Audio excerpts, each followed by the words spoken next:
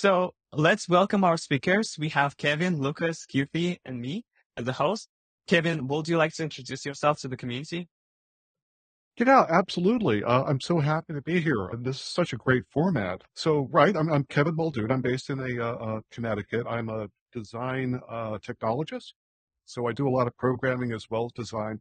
And I do a lot of writing on Medium about design and how to name things. And I'm also the author of the Genome Palette Creator. So if you want a palette for your design system, got you covered. There's a lot of stuff there that I think is interesting. But that should cover it for me. Love. And I'll add the link to your Medium profile here so people could connect and read all your posts. Lucas. Hey, how is everyone? My name is Lucas. I'm a design technologist, design engineer, whatever people call it nowadays. Most recently at Sprout Social, doing the design system there. Really happy to be here and talk about systems. Kirti, would you like to introduce yourself? Yeah. Hi, everyone. And myself, Katie. I'm a product designer, especially handling the design system review. And I'm super happy to be here. Kirti, you also started your own design system community, right? Yeah, it's the same. I've actually created one dedicated community for the design system. I will share the link. Thank you. The goal of our session today is to inspect and reflect on how Atlassian Design System is being used within its own products like Jira and Confluence to learn best practices and grow together. If you would like to also join the next community, the next event, we'll be having Adobe Spectrum Design System, Inspect and Reflect. And so now let's get started with the fun part. So here, the reason why we started all these discussions is I feel like there is a need for design system teams to actually go into the product and understand how product is using their design system. And in order to connect these two worlds together, I created this open source free template called Design System Inventory Workshop, where you could take a look into the whole theory behind it, when and how you could facilitate this kind of sessions and what kind of main questions to ask. As a part of the preparations, here are the main product pages that we are going to dive deeper. Let me just go through them quickly so that everyone participating will get the context of which kind of, like how Jira and Confluence are looking like, what are kind of their experiences and features are. So we're going to dive deeper into two products. First one is Jira and then Confluence. As you can see here, I just imported this out generated from Info with all the screenshots. When we start working on those components, you can help us if you find any components that we are talking about. For example, the batch components, feel free to duplicate the screenshot, double click on that to crop places where you see the specific components we're talking about. So for example, batch component, right? And you can quickly highlight that and put it directly into our section here when we're going to talk about this. Here's the batch and just place it right here. That will help us to see all the different variations and the usages of the components we're talking about. Today, we're going to cover 5 component families. The first one is the commons. It's very interesting because it's not only about the component, but also somehow related to the patterns itself. The next one is the toggles, the badges, empty states, and page layout. Let's dive deeper into one of them, into the comment, and let's start with badge component. I'll just put it here on the side and we'll delete this one so we can focus on the badge right here. Okay, so speaking about the badge component, let's dive deeper into the way how design system team explains the usage of the badge component. The badge component is a visual indicator for numeric values such as tallies and scores. And here's the link where you can read more about it. And I pulled all the different variations that they have. So it looks like they have the default one with the gray background, primary one with the primary background on the background, the primary inverted, and important added and removed variations of this component, right? So we went deeper into the product and already add a couple things, but if you will see more, please add them right here on the side so that we could dive deeper into them. So I couldn't find any usage of this specific badge component right? But within the Jira, who might be related as well.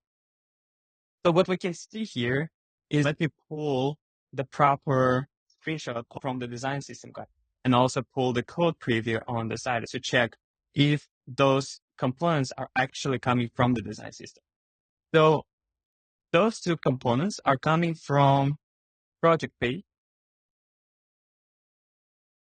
So the first thing is like, Kirti, would you like to start and here's the actual usage. What kind of things you see so far? Created documentation, actually, that is completely different what they are implemented in the product and in the documentation, because when you see that badge is completely actually by visual side I'm talking about, that is completely a rounded corner, and most of the badges is actually not a rounded corner. They are actually used the another component, that's the tag component, that is actually used in the badge component. That is a little inconsistent actually appeared everywhere, because that tag component only have a kind of a very square kind of a border radius, and this is actually fully rounded one, and it doesn't have any left and right padding this much as well. That is very close together, and it's more in kind of a little that kind of thing, not square thing. So that's by visual itself, it's very identical. It's not from a kind of a tag component. Maybe it's a style error or something, but it's completely very opposite. When I noticed that. So my question is maybe Lucas or Kevin, do you feel like we can see that the spacing is different, right? But I guess they didn't share that within the design system, and maybe product teams decided to add spacing on the side for this specific open work item badge, right? Or maybe they fixed the width of the element. Us to make changes to the design system documentation, or is just the variation that people will like, or maybe you have any other thoughts on that?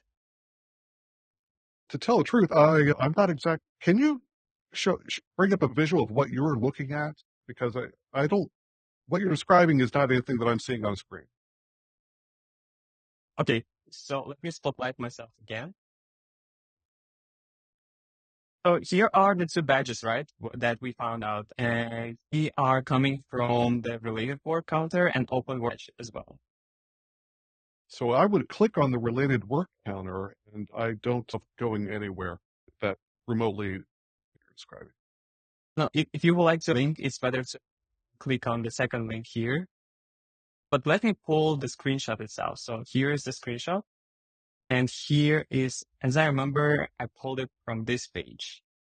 So we have the card, right? And within the card, we have this my open work items.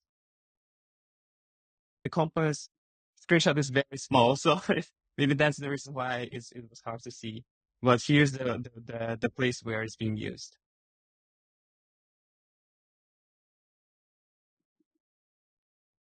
I'm afraid I don't have a lot to offer here. Maybe in a later one. Wait, what you got there, Lucas? I figure it was obvious answer. These are two different teams. One is probably using the design system token. The other one isn't. I can't tell you which one's which. So that's the most immediate problem is like someone needed a menu item badge and decided to roll their own. So I think that's what we're seeing here.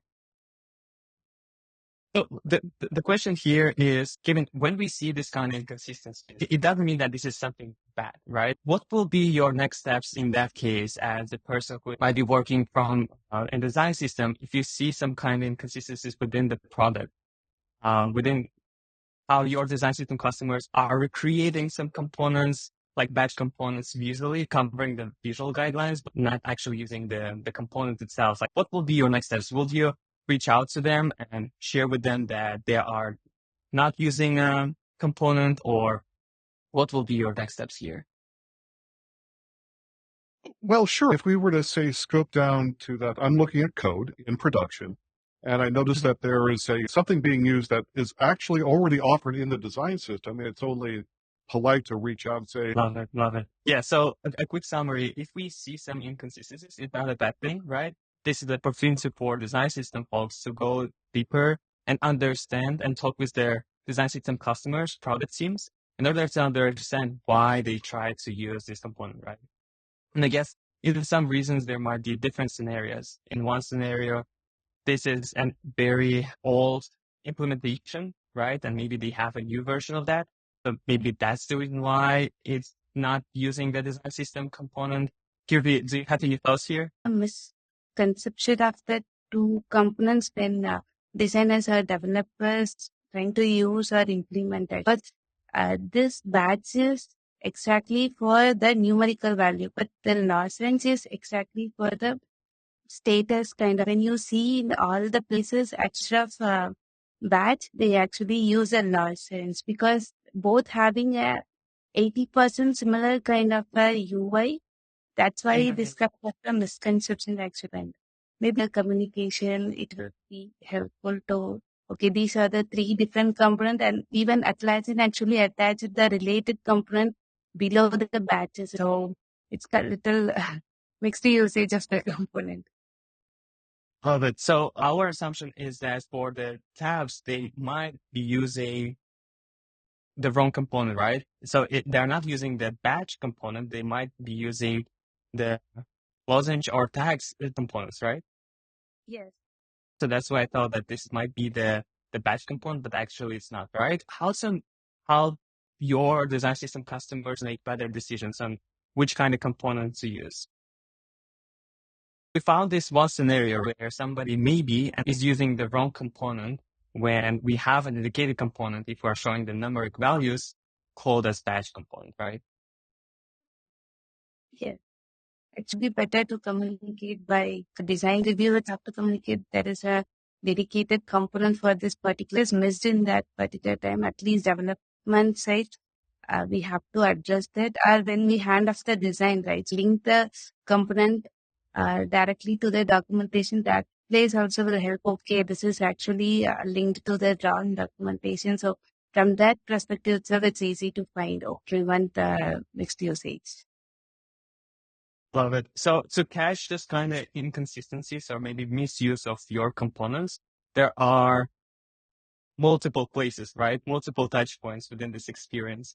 A design review, code review, and then I guess production review. So when the solution went to production, and now we see that the results here, that's like maybe 3 touch points where the design system team can help product teams to make a proper decision, right?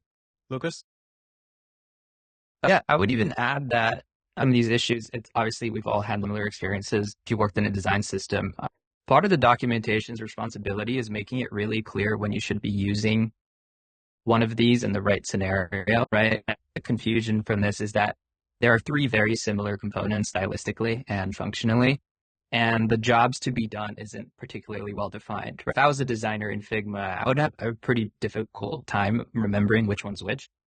So there's a conversation to be. I think the idea is if we find that, and we had this problem at Sprout where we had several menus that did very similar things and people didn't know which one they were using. So ultimately what we ended up is building a better kind of ecosystem of components that was better documented, was more of a unified around, instead of 3 components that look very similar and do similar things, you have one component with better defined rule sets and API.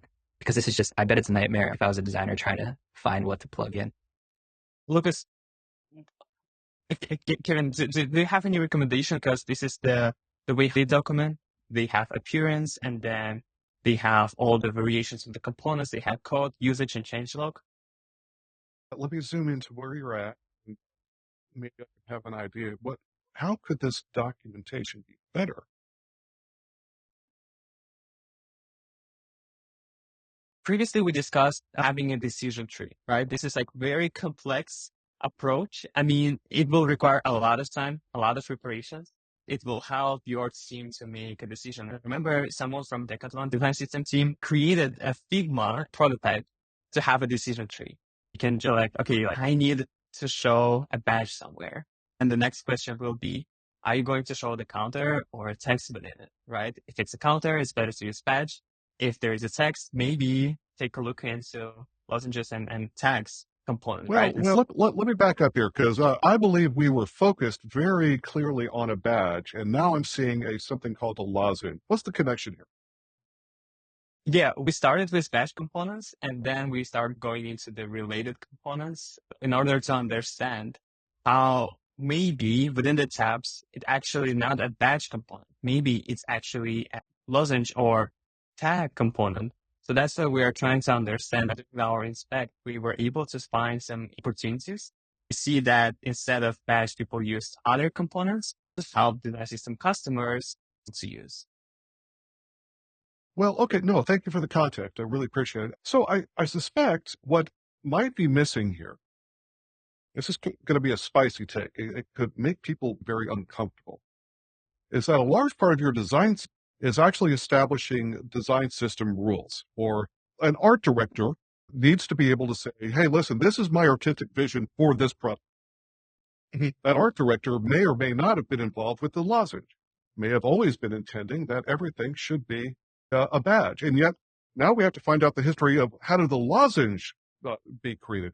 And then, of course, we would probably look at our own design system and go ahead and go. I see some examples where people are also documenting the do's and don'ts within documentation, where they could say that if you are using a counter badge component within the tab, it might be component instead of tag component, because it looks like visually, I know that, but visually we have a rounded corners here, and adding some data into the tab title are not actually using the badge component. They might be using something else.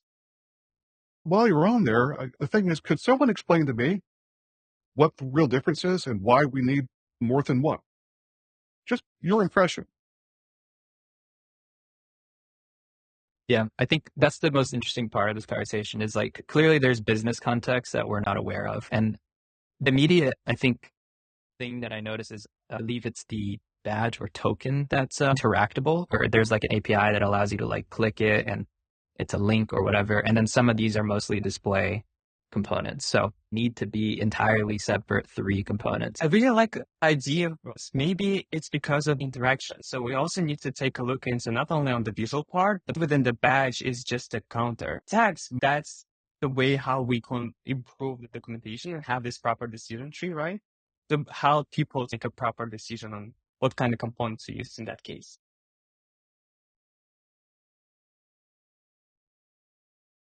Kirti, you had a thought? No, I also thought that with the interaction is because the tag have the interaction like close and that kind of thing, but pictures and not launch doesn't have any interaction. But maybe the launch and batch may be a single component, but maybe they split it because of the border radius or maybe for the visual purpose. But I also tried to do it. Imagine that someone from the audience created some components, but now they understand that those components might not be the right choices. So they need to create another release with all the breaking changes to share the new variations of the component. We just did something very similar in my team where we were deprecating. For example, we had 3 components, right? And we were unifying things into a singular, more generalist component, which is not always the right idea, but in this case it was. What we ended up doing is, instead of making all of our engineers go ahead and update these things for us, because that's a lot of work, we actually, in the first couple of releases, we aliased these things. So people could keep using the badge component or the token component, but ultimately what it was actually importing was the new sort of updated component. Later on, we had obviously a to-do list to come in and like slowly clean these things up for them. But I think it's a good way around just saying, hey, we made these updates, your problem now. And it made our work a little bit easier because we didn't have to deal with that. Can you elaborate a little bit more? Like, have you done the alias within the code or documentation? Yeah, when we were systems badge component, it's actually just pulling the new, for example, badge 2. And they don't really see any difference. It doesn't change anything on their end. Just pulling from a different piece of code in the library. That's what we did. Even Kirti, do you have any thoughts on how to this like migration period, or it's better just to create a new component and ask people to use a new one instead of trying to replace the old one within the Figma? Before creating or making any changes, it would be better in how many places this component is actually used. Like, is it in the places or is it in the modules? Then in the more places, it would be better, instead of creating a new one, trying to make the changes, because otherwise developers and designers also needs to go every single place and change that particular component. So it would be better to consider before creating any changes to the component. Love it. So before making any changes, first we need to understand the scope, right? The amount of changes will be required.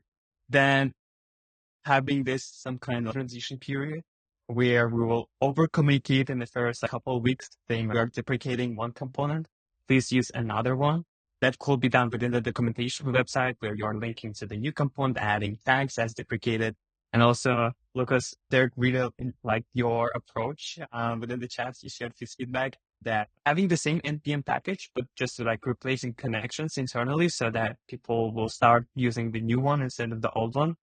That's a really interesting approach. I guess with Figma, we could make this kind of change, but that will be a breaking change, right? Maybe within the Figma, it will be easier to start a new component and or deprecate it at the beginning, say it's deprecated. So I remember we were changing the background of the frame, the parent frame, so that when you are searching for things, you will see within the search results, the preview of the component with the red background means that this is deprecated. Please do not use it.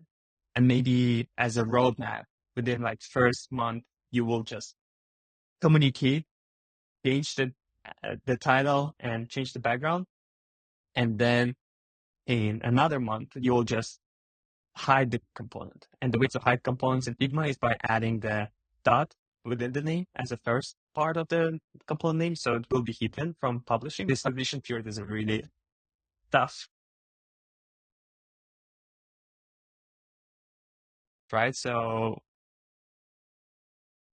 what I've heard is that design system teams, they don't have enough time to go into the product teams. Sometimes the service that your design system team provides to the product teams, or how do you do that? Yeah, it's a great question. I think this depends on the size and resources of your team, right? There is no right way to approach the services. Sometimes what works for you is that you send it over a wall and your engineers pick it up and they're great and they always do the work for you on the product side. But in some teams, those engineers are swamped and they can't make those changes and they're not going to prioritize a new button or a new token, even if it makes their life easier. In some of those cases, the design engineers of a design systems team do have a little bit of responsibility and for those engineers to adopt that work. So whatever tooling we had to build, whether it was code mods or opening up a PR as an example, or even doing it in some parts of the app, sometimes that was necessary, but it's not a necessity of a team, I don't think. Mm-hmm. Thank you very much for sharing. Great. This is really interesting insights. So we covered the way how to do the transition for code, for design, and for documentation, just adding labels and links.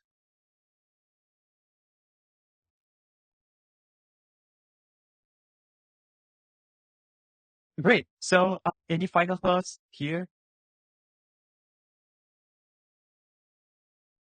Yes, Kevin, please. Yeah, no, there's one sticky note which I think would be really fascinating to know more about. Understand in how many places that component is being used. Let's say we've got 3 components. We might ideally want to go back to one, just because it might have gotten out of hand. So what methodologies would we use to understand in how many places the other 2 components and where they were being used? I love this question. I'm really curious about Kirthi, or if anyone else has insights on how you would approach this on the sort of spec side in Figma. I'm not too familiar with how I would do that, but we did do something like this recently where there are a lot of libraries that you can run under source code that'll output. In fact, there's even a service now that you can run your app through, and it'll tell you exactly where your components are, how many things they've imported, where they've been imported. It's a great way to do the metrics reading for your app, which really lets you prioritize where your weak spots are. But there's a million ways to do it. I think none of them are fun. But I'm really curious about where to Figma, because that obviously is not code. It's harder to read through. I agree with your point, Lucas. Actually, Figma also have natively have that analytics. Maybe from that we can able to find in how many places this particular component is used. Maybe in that is not the exact count actually, because in some of the draft pages also we may use for that. It's kind of a little manual work and stuff thing. It's not, we can't able to get readily from the analytics itself, because draft exploration purpose also maybe designers use that particular component. So it will take some time to go through some of the files, maybe communicate with the teams, and because it will split by team wise as well in analytics. So it would be helpful to find the usage by that way also. Love it. Yeah. And during our previous conflict, I was talking with some of people who are working within Figma. We tried to do similar things. We tried to understand which kind of components are being used across Figma files.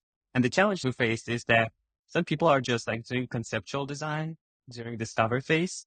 And if you'll take a look into your Figma analytics, you'll see a huge spike in your design system usage because someone is using that for conceptual design, creating a lot of concepts. But it doesn't mean that this is how the actual design system value is being unlocked, right? So they added dev tools recently, maybe filtering by the frames that activated dev ready mode. So you could actually take a look not into like thousands of frames using the components, but focusing on the ones that are ready for dev. That means they might go to the production. So you at least will have a sense where those components are. And again, it's like, this is what kind of team is using those components the most. And then just reach out to them and tell them that we are replacing this component, we're deprecating this component. So that might be something.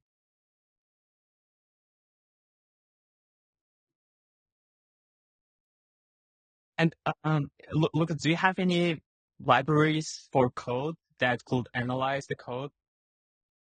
Yeah, so we forked this repo React scanner with a couple of minor changes, but you could basically do with this is if your app is using React, you could basically have it just get imports of your design system's, component library path, or whether it's an npm package or folder, and it'll just run through your entire application and tell you where all of those things are, how often they're used, even the abstractions. So if they're imported by another component, you can do that, which is really cool. Love it. Love it. That's really super duper neat. That's cool. I suppose I'd love to move on, but I suppose my challenge right now is that we have a white label system. Our system is functioning for Wall Street Journal. I'm working at Dow Jones, Wall Street Journal, market. Actually, it's about 25 different products and subproducts. So I would to use this, I assume I would probably have to find the original source code for all of these different. And it's like, but yeah. Anyway, no, thanks. This is really fascinating. Yeah. The text in this like brackets. And the second one is the people's counter. This is not people in total with like 2 people visualized first and then plus 12, right? So my question is like, as a design system, people who are working within the design system, do we need to cover every possible case of how your components might be used? 19. And I suppose the idea, because our design system is called the Universal Design System. Love it. Will be participating as a speaker for the next. This is the component that is consistently being used within the product. So let's dive deeper into it. The toggle component is used to view or switch between enabled or disabled states. Here are the variations that are default option, the large options, so they are like showing what kind of different size variations you might have. Also the disabled option, tooltips, checked state and stateless, labeled and others, right? And when I went through the Jira products, all the toggle switchers are actually being utilized by like the components are being utilized from design system, because just going on the visual side looks like they are all coming from 1 second. Maybe it's a small one, but yes, it looks like they might be coming from design system. So I'm not sure. Kirti, do you have a thought here? Yeah, I think it's feel pretty similar to the design system but visual wise, the way of color usage wise, it's made different. Maybe it's because of uh, design token thing and the spacing and the icon size are also a little bit different because in documentation, it's very pixel perfect. Like it's exactly very small than that slider circle, but in the usage base, that icon is too bigger and doesn't have enough space around them. Mhm. Yeah, it's kind of a more visual consistency related stuff like I it. think the color stuff is really interesting. Like, is there a incorrect token leaking in somewhere? Because they are the exact same components. So that's really curious to me. Maybe it's just like old version of the component they use when there's a new update where the icons are more clean and structured and the colors are a little bit different. So in that kind of scenarios, right, when specific product teams are using the old version of your component. So Kevin, what will be your steps if your design system is being used across multiple products and some products are using the old version of your component? Is it bad? Like, is it like an opportunity to reach out to them, or what will be your. You know what? That's funny because I think we would like to think that we're all in the same version. Thank you for sharing. It'll be replaced with this new toggle option, but again, as we discussed, Toggle button must be immediate and user defined at your local. It cannot immediately reach out into the cloud and update an API because your switch does not have. It's how I roll. So that switch must be for the database on the local device. I could save it locally and then maybe optimistically push that out into the cloud later. But the user doesn't depend upon that API interaction for the switch to actually behave properly. And actually that's defined by Norman Nielsen. And I think that's a very good resource for deciding which type of component would you use in this situation. In the cumulative totals here, there's a very good possibility that they're immediately hitting an API. And if not, then a switch. You know what? I'm not even sure I would do a switch. choose wisely. Yes, I guess he is explaining how to do the decision tree properly. So, and then another comment here, if working in a regulated field like fine or insurance, the terms yes and no might be prescribed by law. It's not simply a feature being enabled. That's another good thing, right? I love this. The data community who shares some interesting insights at the same time. This is really helpful. So thank you very much for participating. Great. So I feel like we can move to the next component. Maybe, yes, let's go through speaking about the common component, the common display discussions and user feedback. Interesting. I didn't think about the user feedback before. Here's the link to read more. And here are the different variations of the component that they have within the design system, like the default state, the full state with some details inside. As we can see here right now, we have the author name, some kind of tag, the date, the information if it was edited or not, and then permissions with some actions below it as well. Then we have nested that shows how nested comments could look like. They also have saving state for that, and edited, restricted, highlighted, custom heading level. Okay, speaking about the usage, right? So on the top, here are the comments that are being used within Jira product. And here is the comment that is being used within the Confluence product. So let's take a look deeper into them. I'll take this screenshot and put that side to side so we could compare. As you can see here, there are three main places where the comments component is being used. On the issue, when we are on the issues view page, then within the issue page itself, yes, this is another one within the work items. Here are the different variations of this specific common component, right? Any thoughts at this point? Looks like visually they are actually using the design system component. But speaking about the actions, I can see that instead of reply, edit, and like, they have an actual icon for the reaction.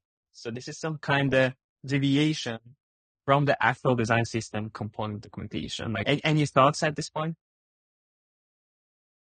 Kevin? I like this. From my perspective, that would be the same component, but with the prop saying is this editable? And it would just go pop that down, and hopefully all of my brands would say yes, reply, edit, or we could all agree on. So, yeah, this to me is the same component with a little extra. Yeah. Love it. And I would add on top of that, it's probably not even deviated at all. There is an API for changing the actions. So it's not even a different instance. It's probably the same exact component. Love it. And about the line height here, within the design system documentation, they have more like compact view. When within the actual Jira, it's more spaced out.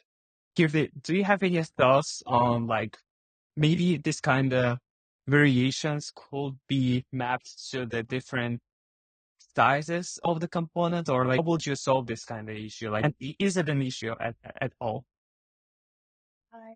If that is in the line height related thing, it's not mostly related to the component. It's mostly related to the tool. Let's go into the Confluence. So here is the guideline on the top from the design system, and here's the actual Confluence common component.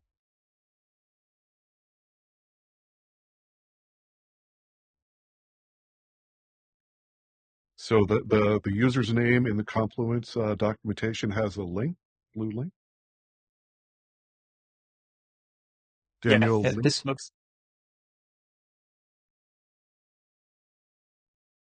Sorry, I was going to say, this feels like a different component. Just judging off of the visuals and the code, it's like an entirely different element. Could be wrong, but Yeah, because the arrangement of the name and the timestamp and everything, that is the horizontal, this is completely vertical. Agree. And speaking about the accessibility part, should we have name and the blue link here? It's not even like a question for accessibility. Maybe this is a question for the product teams, right? So understand like, do we want to prioritize people to go into the user profiles? If yes, maybe it should be like highlighted like this, right? So do we have any thoughts on the accessibility part? Because taking a look into the code, we can see that there is a data test ID field. There's no like area labels, but within the Confluence, they have one. For area label, they have comment by Daniel link. So any thoughts on accessibility, like kind of opportunities we see so far from code perspective? I am the worst at accessibility, so. yeah, I could talk a little bit about it. We just did a VPAT, and I think the coolest thing that we learned on this is it's simple, stupid, right? But ultimately, there are some things that do complexity to your component for it to be more accessible. And looking at this Confluence one, it's clear that they put a little bit more thought of accessibility into blue links are more accessible. There's a reason that jarring, eye burning blue is the norm, and that's because it is very high contrast. And changing that can cause problems, right? So I don't actually have a problem that they kept the name as blue. Having the roles there is very important. The ARIA label. Tab index is interesting because it's tabbable itself and what the role for that is. But yeah, this component seems better all around in terms of accessibility, just from that perspective. And the beta test ID, this is coming from QA teams, right? This is the way how to test apps on the production. Yeah, in a way, it should probably not even be in production. You probably should be stripping that out just to remove bloat, but it's not a big deal. But it is mostly for automated testing, right? So if you're doing QA. So the main highlight is important to proper accessibility for the components, right? Because within the Jira, maybe we didn't go deep enough into the code of this specific component. Maybe they have area labels inside.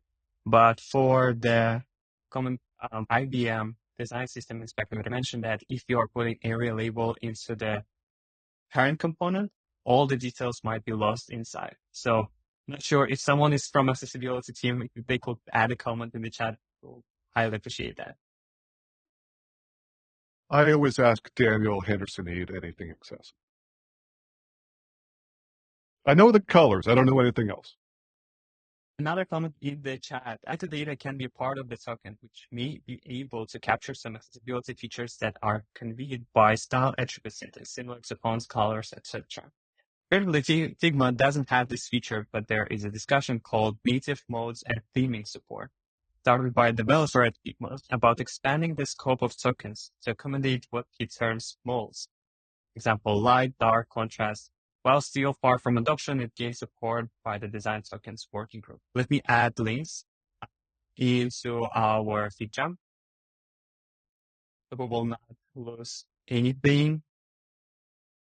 Copy link and I'll paste it right here.